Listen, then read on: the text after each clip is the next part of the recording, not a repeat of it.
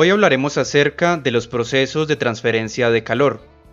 En el video anterior ya dijimos que el calor es una forma de energía. Específicamente es energía térmica o calorífica que se transmite de un cuerpo a otro si estos tienen temperaturas distintas. Y por regla general de la termodinámica, el calor siempre fluye del cuerpo de mayor temperatura al de menor temperatura. Esto se produce hasta que se alcance el equilibrio térmico, es decir, que ambas sustancias u objetos cuenten con la misma temperatura. Ahora, esta transferencia de calor se puede dar a través de diferentes procesos o mecanismos, que son justamente los procesos de transferencia de calor que veremos en este video. Y estos son la conducción, la convección y la radiación. Iniciemos entonces con la conducción. Esta es la transferencia de calor por contacto directo entre las moléculas de un cuerpo o sustancia. Lo que sucede en este caso es que las moléculas impactan entre sí, transfiriendo así el calor entre ellas. Este proceso se puede dar tanto en sólidos como en líquidos y gases.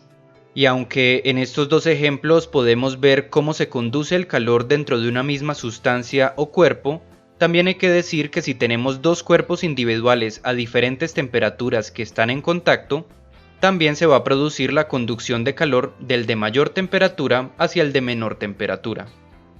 Ahora, ¿qué tan rápido se produce esta transferencia de calor? Depende de una propiedad conocida como conductividad térmica, ya que esta determina la capacidad de un material o sustancia para conducir el calor. Aquí podemos ver una tabla con diferentes materiales y su correspondiente conductividad térmica. Ahora, también hay que decir que la rapidez con la cual se conduce el calor depende en parte de la diferencia de temperatura entre los cuerpos y el área expuesta. Dicho esto, veamos un pequeño ejemplo. Aquí podemos observar que la madera tiene una conductividad térmica relativamente baja, mientras que, por otro lado, la plata tiene una alta conductividad térmica. Lo que esto implica es que si exponemos la misma cantidad de madera y de plata a una misma fuente de calor, la madera va a conducir el calor más lentamente, por lo tanto decimos que es un aislante térmico. Mientras que, por otro lado, la plata lo va a hacer de una forma mucho más rápida, con lo cual decimos que es un buen conductor térmico. Ahora, con esto en mente, veamos otro ejemplo. En esta tabla podemos ver que el aire tiene también una baja conductividad térmica. Por lo tanto, entonces, supongamos que tenemos un horno a 200 grados Celsius. En este caso, tanto la parrilla como el aire dentro del horno se encuentran ambos a 200 grados. Sin embargo, si metemos una mano al horno sin tocar la parrilla, sentimos que el aire se encuentra caliente pero no nos quema, a pesar de que se encuentre a 200 grados. Y esto es, nuevamente, porque el aire es un mal conductor del calor. Por eso, el calor no pasa tan fácilmente a nuestra mano y no nos quemamos inmediatamente. Ahora, si en este caso intentamos tocar la parrilla que se encuentra a los mismos 200 grados, sí nos vamos a quemar, ya que el metal es un buen conductor del calor, con lo cual el calor va a conducirse más rápidamente hacia nuestra mano, causándonos una quemadura. Ahora, ya que vimos la conducción, pasemos con el siguiente proceso, la convección. Esta es transferencia de calor por el movimiento de masa, es decir, que se presenta en fluidos. Esto implica entonces que solamente vamos a encontrarla en líquidos y gases. Y esta convección la podemos dividir en dos, la convección libre y la convección forzada. A continuación veremos cada una de ellas. Iniciemos por la convección libre. Esta se produce cuando el movimiento del fluido es causado por diferencias de densidad, que a su vez son productos de diferencias de temperatura. Veamos un ejemplo. Supongamos que calentamos un recipiente que tiene un fluido dentro de él. En este caso el fluido va a ser el aire. Lo que sucederá aquí inicialmente es que el calor se transmite por conducción al aire que se encuentra en la parte inferior. Y como sabemos, un cambio de temperatura en un fluido genera un cambio de densidad. En este caso, el aire al calentarse se vuelve menos denso, y ya que es menos denso tiende a ascender. Y en esta situación, para reemplazar el aire caliente que está ascendiendo, el aire frío de la parte superior se ve forzado a descender. Y esto es lo que conocemos como convección libre. Normalmente, este tipo de convección se produce en los fluidos cuando se suministra calor desde abajo, como sucede por ejemplo en la atmósfera. Por eso podemos decir que la convección libre es uno de los fenómenos que condiciona en gran parte la circulación atmosférica tanto a escala global como a escala local, condicionando por lo tanto también los fenómenos meteorológicos presentes. Ahora, dicho esto, pasemos con el siguiente tipo de convección, la convección forzada. Esta se produce cuando el movimiento del fluido es causado por factores externos, ajenos al comportamiento local del fluido. Un claro ejemplo de esto es cuando encendemos un ventilador para forzar el flujo de aire sobre una superficie caliente. En este caso, el aire que se ve forzado a fluir sobre la superficie caliente adquiere calor por medio de conducción. Ahora, por definición, esto se denomina convección ya que estamos hablando de movimiento de masa que transfiere el calor hacia otra área. Sin embargo, en meteorología, para evitar confundir la convección vertical con la convección horizontal, se prefiere llamar a esta última como advección, definiéndose entonces como el movimiento horizontal de aire.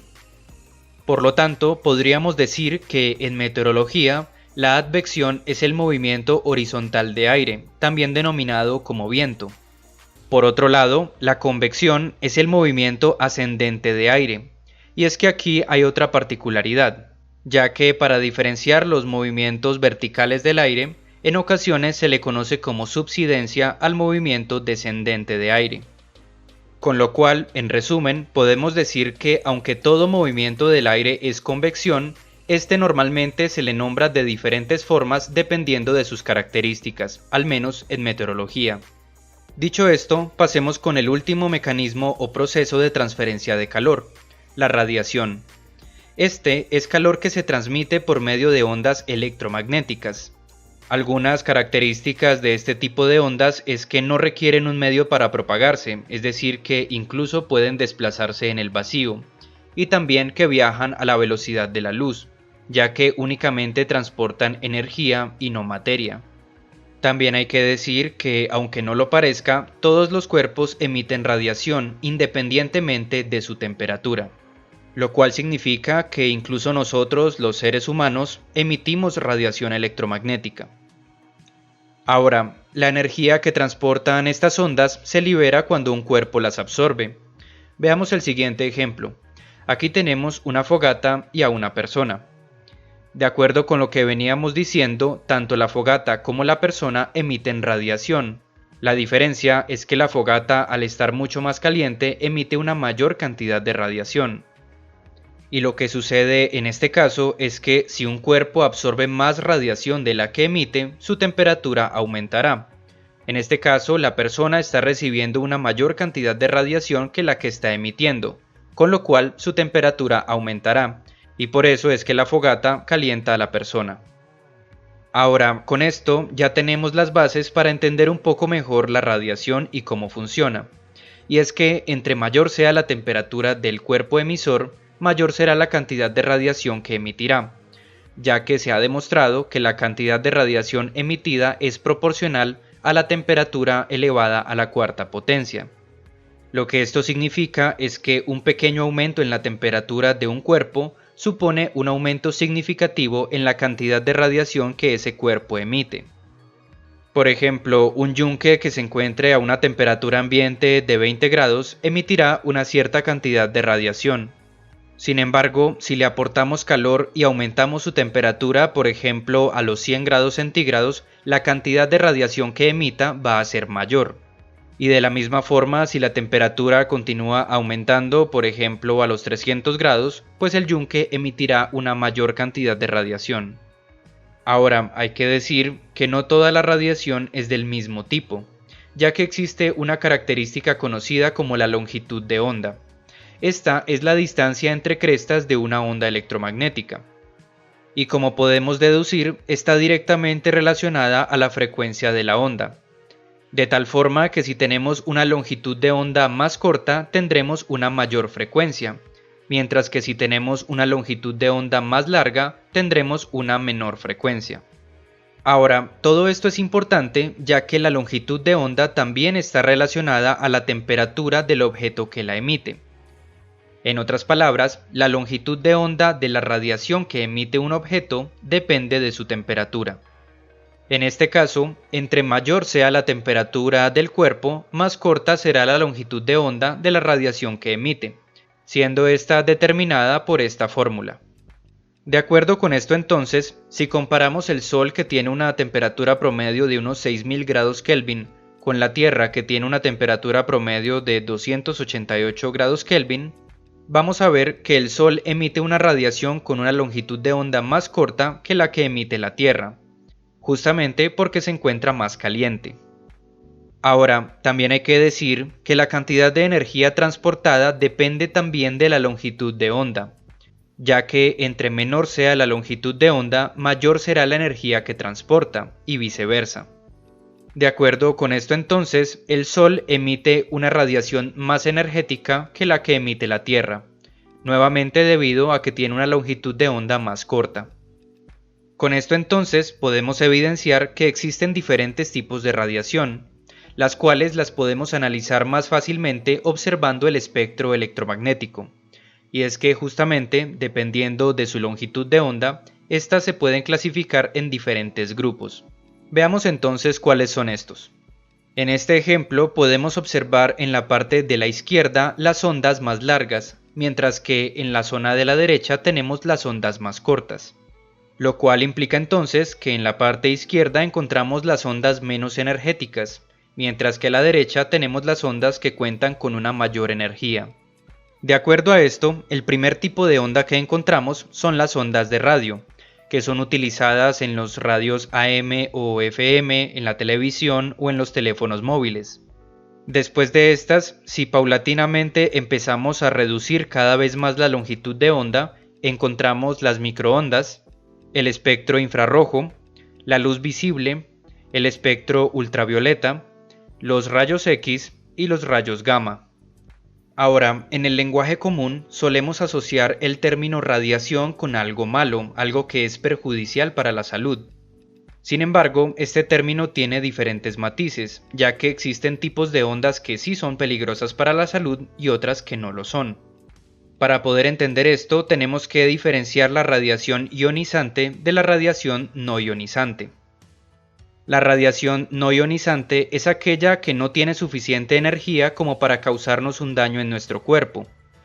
Mientras que, por otro lado, la radiación ionizante es aquella que tiene la suficiente energía como para romper las cadenas de ADN dentro de nuestras células, representando así un riesgo para la salud, ya que pueden derivar en mutaciones o en el desarrollo de cáncer.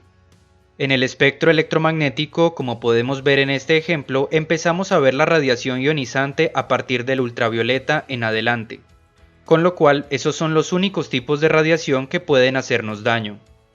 Ahora, habiendo dicho todo esto, comparemos la radiación emitida por el Sol versus la radiación emitida por la Tierra. En este gráfico podemos ver justamente eso. Aquí podemos apreciar que la cantidad de radiación emitida por el Sol es mucho mayor que la de la Tierra, ya que su temperatura es mucho más alta. Sin embargo, aparte de esto, también podemos apreciar que la longitud de onda de la radiación emitida por el Sol es mucho más corta que la de la Tierra, nuevamente debido a su mayor temperatura.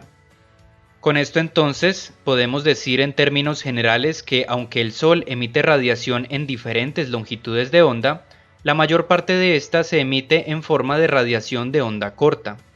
Y de la misma forma, aunque la Tierra emite radiación en diferentes longitudes de onda, la mayor parte se emite en forma de radiación de onda larga.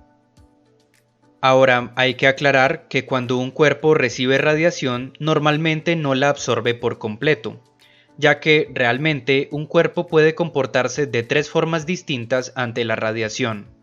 En este caso, el cuerpo receptor puede reflejarla, puede absorberla en forma de calor, o puede ser diatérmico, es decir, que la radiación lo atraviesa sin afectarlo. Ahora, el tipo de comportamiento que presente un objeto ante la radiación dependerá primero que todo del tipo de radiación,